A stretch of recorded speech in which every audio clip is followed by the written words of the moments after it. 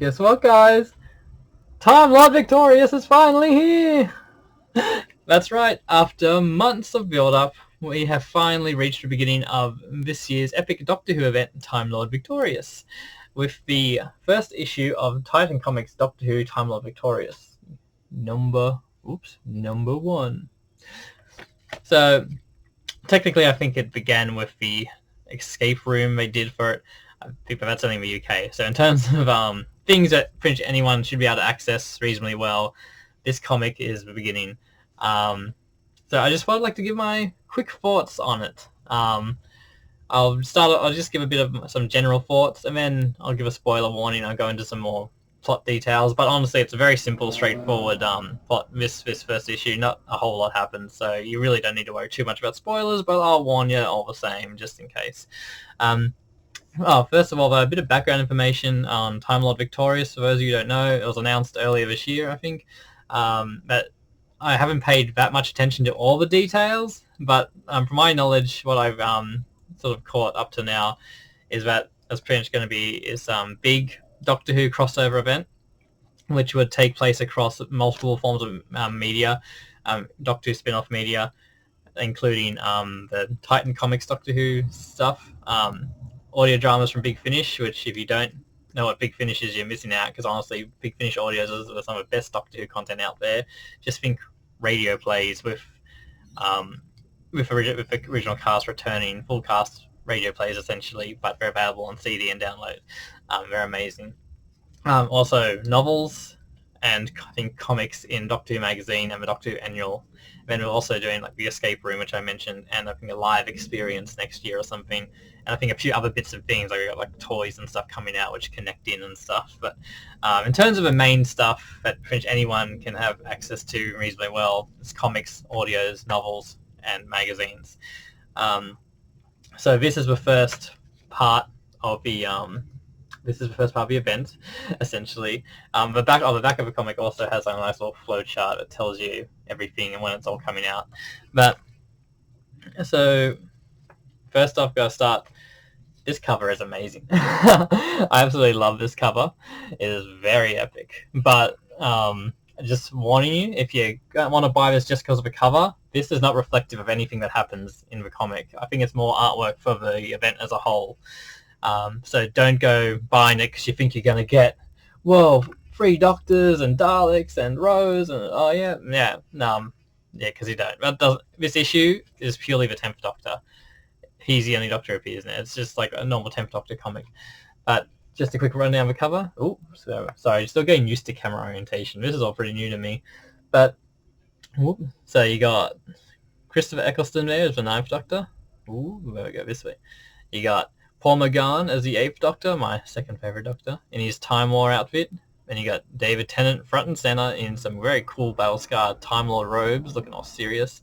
You can see he's still got his regular outfit underneath though. See his little tie. You also got Rose Tyler, sort of cool white dress, looking kind of mysterious.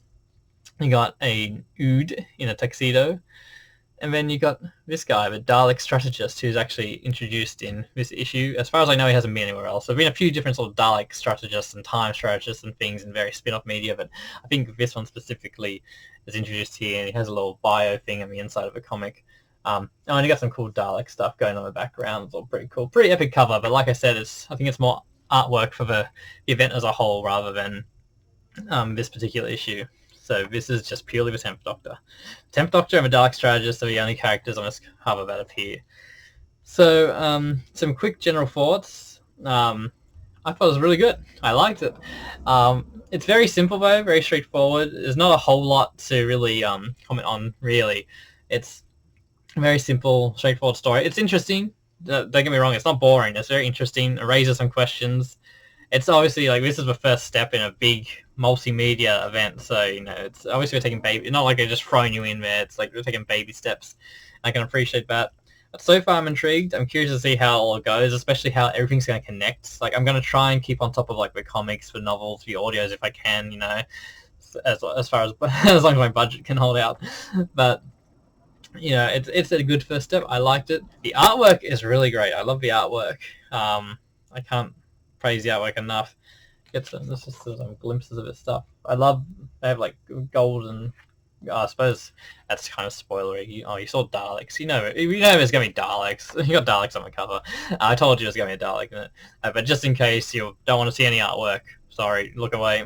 So yeah, you got some nice golden stuff on Skaro, which I really like. There's just some cool art. See if there's a... here we go. This is one I really like. You got... fair.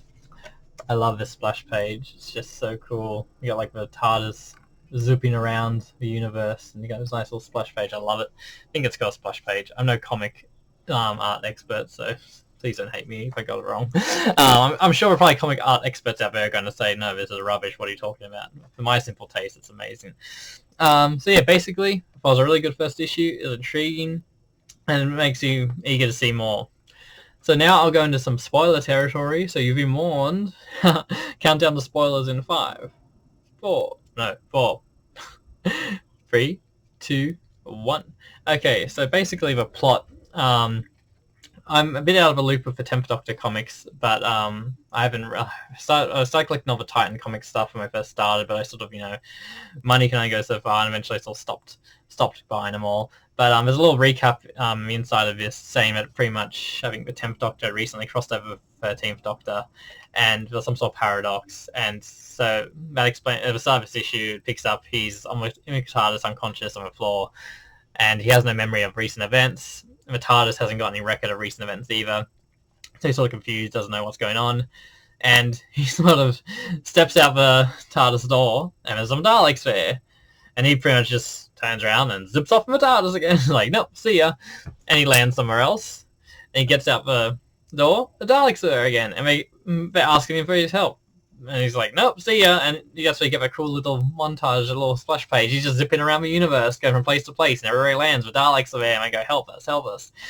And eventually he sort of realizes, hang on a sec, and he says, like, he just realized that they hadn't been shooting at him. Each time he lands, they just sort of ask for his help, and he zips off, but they never shoot at him. So he sort of asks them what the deal is, what's going on, and he realizes they're scared, which intrigues him. What they say is essentially that they need him to fight the enemy of the Daleks, and he's like, I am the enemy of the Daleks. Like, no, you used to be our greatest enemy, but now there's another one. And he's sort of offended by this. He's got some cute reactions about this. Like, you can tell he's a little indignant, but he sort of he doesn't want to help them at first, but they end up I'm probably mixing this up a little bit, sorry, but yeah, when he realizes how scared they are, that's what intrigues him, so he goes with them to Skaro to meet the Dalek Emperor, and the Emperor sort of explains the situation, that they're fighting Vahond, which the Doctor says they died out in the Dark Times, which you probably might remember that was mentioned a few times in the David Tennant era on the TV show. And he said they don't exist anymore, they're just fairy tales, but the Daleks have said, like, well, they're back, and they're sort of fighting them, and they fear that they're going to attack Skaro. And essentially the reason why the Daleks are fighting them is because they're worse than Daleks, because Daleks just want to destroy everything that's not a Dalek, whereas the Vahond apparently want to destroy everything, including the Daleks and including the Vahond themselves. I guess they're like nihilists, they want to destroy everything. So the Doctor ends up sort of reluctantly agreeing to help them. And also, I should point out, the Time War seems to have been erased from existence. Like, the Daleks don't have any memory of the Time War, which sort of throws the Doctor off. They don't remember being at war with Gallifrey or anything. So that's a little mystery simmering in the background, I guess. But, so the Doctor agrees to help them, and he says that he wants to take a look at Skara's defences, and the Daleks aren't very keen on that at first. The Emperor's sort of, like, hesitant, but the Doctor's like, well, you want my help, then that's what you got to do.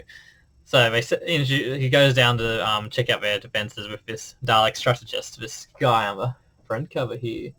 And I like the rapport the Doctor and this Dalek sort of build. Like, they get a bit of banter here and there. It's really interesting. I actually sort of made me realise I love the idea of the Doctor having a Dalek companion at one point. Like, just like have like a Dalek who's like, I don't know, not as evil or something. He's like slightly nicer, but he's still kind of like a jerk and still kind of like wants to kill people, and the Doctor's got to rein him in. Like, oh, can we kill him now? I think that'd be amazing. Like, give the Doctor a Dalek companion. I think that'd be great. But Yeah, so I love the rapport they have, but finish this Dalek, the Doctor notices it where it's in an old, more classic series type casing, and it's all battle scarred and damaged, and it can't levitate. Whereas the other Daleks are more sort of modern, upgraded shells. They can levitate. We've got all the modern conveniences, and the Doctor wants to know why he's staying in this old beaten up casing, and it all says that it's wears its battle scars of pride or whatever. The Doctor notices that, or Doctor notes, sorry. Dalek shouldn't feel personal pride. But so I guess it's another little mystery about simmering. But yeah, so they're going around checking out defenses, and they end up going through. I can't remember where it is they're going. I forget. They're looking for some MacGuffin or another. And they go through all these death traps, and it's like the Doctor, it's like very Temple of Doom, and the Doctor makes that comment, about being like Temple of Doom, and what's it with every civilization, death traps, and the Dalek naturally doesn't get his reference, whatever.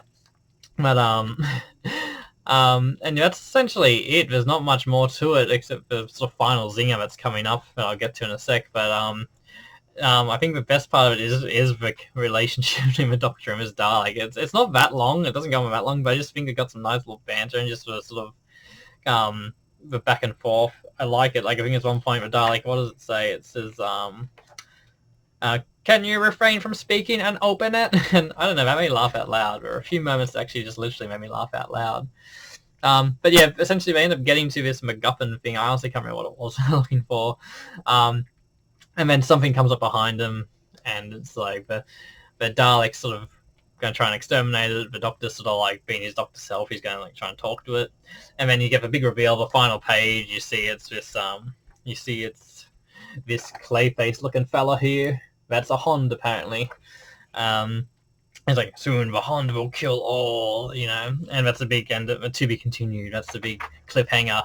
So, yeah, that's essentially it. Doctor and Dalek go check out Skara's defenses and end up getting cornered by a Hond, which are the things that the Daleks are fighting from the dark times. Yeah, so, like I said, pretty simple, straightforward story. But I like it. It's, obviously it's setting up a few things which I'm assuming are going to be explored, obviously, in other aspects of this event. I don't know if it's all going to be explored purely in the comic. I don't know how many issues the comic's going to have. I know it says the next issue's in October, next month. I don't know how many issues there'll be. I don't know what's going to be explored in the comic, what's going to be explored in the other media. Like, it could be tiny details and this, which will become major plot points in an audio or a book. I don't know. But yeah, I'd recommend it if you can get your hands on it and can afford it. Go for it. I think it's a good little starter. I don't know if they're going to end up releasing some sort of massive collection thing one day with all this stuff. But, for my money, I thought it was a good buy. If nothing else, that's a great cover to have. So, yeah, those are my thoughts on Time Lord Victorious #1 from Titan Comics. Let me know in the comments if you've read it. Let me know what you think. If you haven't, still let me know what you think based on what I've said. And if you want me to do some more videos like this, I'm going to try and keep up with this stuff. If you want me to sort of do more videos like this, then yeah, let me know. Yeah, right now I'm just sort of screaming into the void and seeing if anyone listens, putting myself out there for people to abuse and criticize and disagree with and call me stupid or whatever. But, that's life, isn't it? I'll give it a go. And if you really want, I guess, do a whole like and subscribe thing, I'll be like the other typical YouTubers. Don't forget to like and subscribe. Anyway, guys, take care, stay safe, and happy reading, or writing, watching, whatever you're doing.